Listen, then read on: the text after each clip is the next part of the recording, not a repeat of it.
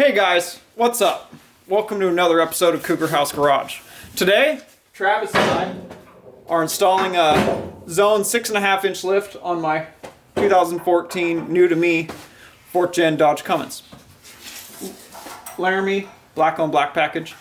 We're gonna stack it. A lot of people don't like it, but it's possible to stack if you just do a little bit. We're gonna stack the 6.5 with my 2-inch leveling spacers, so it'll be an 8.5 up front and a 6.5 in the rear. Give me a little bit more turning radius for my big wheels and tires. So as long as we orientate the spacer and the coil properly, then there will be no issues with it. This will hold me over until I can get some carbon coilovers from one of our good friends over at Carbon, one of our main sponsors. So, you know, here's the ram. We're getting it set up on the lift. We got our Venom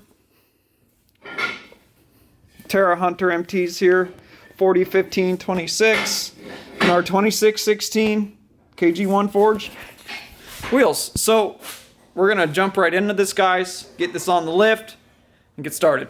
Cue the music.